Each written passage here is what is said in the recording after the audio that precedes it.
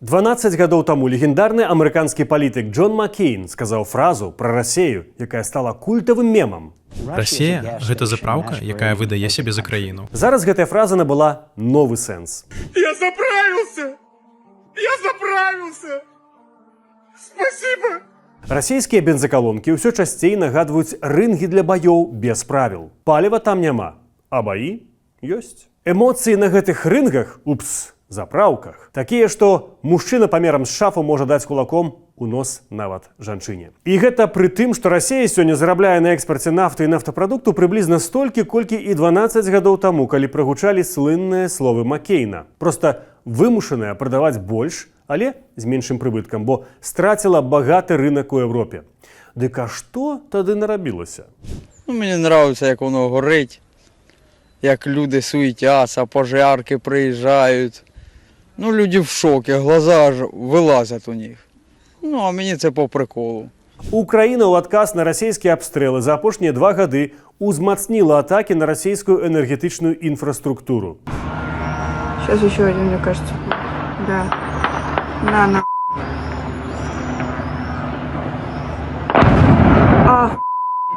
Яна б'е па расійскіх НПЗ і нафтабазах дронамі далёкага радыусу дзеяння, пазбаўляючы расейцаў бензіну, што ўжо моцна адбілася на забеспячэнні палівам расійскіх акупацыйных войскаў ва ўкраіне. З пачатку гэтага года Украіна нанесла па расійскіх нафтаперапрацоўчых заводах як і мінімум 194 удары. Гэта ў 11 разоў больш, чым за той жа перыяд мінулага году. На самом деле это несправедливо. Для спецтехники привезли топливо, а люди уже неделю не могут заправиться здесь на бензине. Таму людзі з гэтага відэа ў горадзе Новарасійск захапілі ў палон бензавоз і патрабавалі заправіць іх машыны. У анексаваным Крыме усё гэта наогул прывяло да спынення продажу паліва людзям. А калі яно з'явілася ізноў, то па рэкорднай цане. Я раньше смеялась и говорила: ездите в Голландии на своих великах, потому что бензин у вас дорогой. Так вот, сегодня я заправляюсь бензином за 3 евро. 3 евро за 1 литр. Самый дорогой бензин в мире. А живем мы все вот под такой шум генератора. Вот такая вот у нас шумная движуха. Сахар уже 122 рубля. Капец. Здесь все потекло, естественно. В такой сложившейся ситуации в Крым, видимо, не доставляется товар. Сотый есть. Сотый сколько стоит? 350 рублей литр. О, 350 рублей литр сотый. Новый рекорд. Але даражэе ў Крыме не толькі паліва для машын, нават напіцца з гора жыхарам анексаванага Крыма усё складаней. Бензин это понятно, но почему пиво так дорого теперь стоит? Вы посмотрите, какие цены. Раней расійскія асаднікі ў Крыме плакалі, пакідаючы паўвостраў, бо так там было добра на захопленай зброяй зямлі. Вообще не хочу уезжать из Крыма из-за Алушты. Как здесь классно вообще.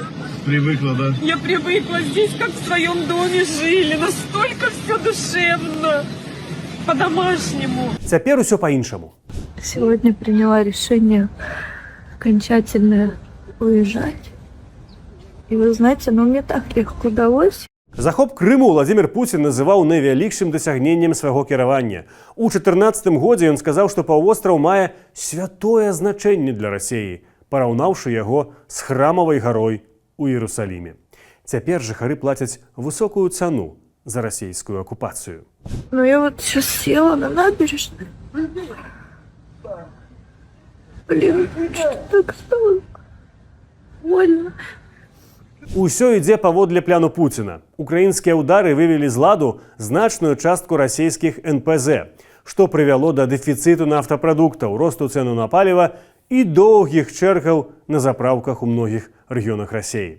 Расейцы запісваюць відэа, як яны плачуць пад кустамі, б'юцца на запраўках, кідаюцца на ўзброеных паліцэйскіх. Давай, вот он я. Вот он я. Ты что делаешь? Почему взял? Молодой человек. Молодой человек. Кто такой? Олень. Міністэрства абароны Расіі заяўляе, што пераймае большасць украінскіх беспілётнікаў. Паводле міністэрства, за апошнія паўгоду над тэрыторыяй Расійскай Федэрацыі і акупаваных раёнаў Украіны збіта амаль 64 тысячы дронаў. Але публічна не чуваць масавай незадаволенасці расійскімі ўладамі. Няма заклікаў да заканчэння вайны. Публічна расейцаў заклікаюць сціснуць зубы і атрымліваць задавальненне. Бо калісьці было горш. Бензина нет. Ну, я еще помню, мое поколение помнит, как еда вообще была по карточкам. А я лично ходила с ведрами за водой в центре города Краснодар. Это не где-то с коромыслом, где-то там в деревне. Ну, было же это, мы же все это помним, не придумываем. Ну, ничего, выдержали? Выдержали. И сейчас выдержим. Каб даць рады дэфіцыту паліва, Расія пачала перамовы з Казахстанам аб пастаўках 50 тысяч тонн 92-го бензіну. Таксама Расія плануе імпартаваць бензін з Індыі. Апрача таго, бензін у Расію поступае з 2 беларускіх заводаў. Белорусы, которые всю Сидят тут, свою наживаются, жизнь наживаются, и вспомнить еще что-то. Слушайте, ну это ж такая себе история. Тут прапагандысты не схлусілі, бо ёсць нюанс. Магутнасць беларускіх НПЗ прыкладна 13 мільёнаў тонн у год, як адзін расійскі нафтаперапрацоўчы завод. У чэрвені расейцам прадалі 80 тысяч тонн.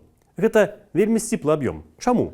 Тлумачыць Андрей Махоўскі з выдання «Беларусы рынок».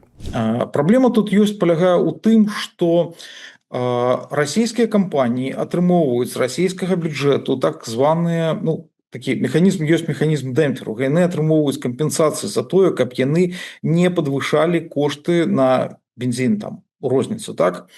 Ну, відавочна, што беларускія кампаніі, ну, беларускія прадпрыемствы такіх кампенсацыі з расійскага бюджэту не атрымоўваюць. Таму, каб прадаваць вось гэты беларускі бензін на расійскім, ну, свабодна на расійскім рынку, ну, як бы ён атрымоўваецца неканкурэнтаздольны у параўнанні з расійскім.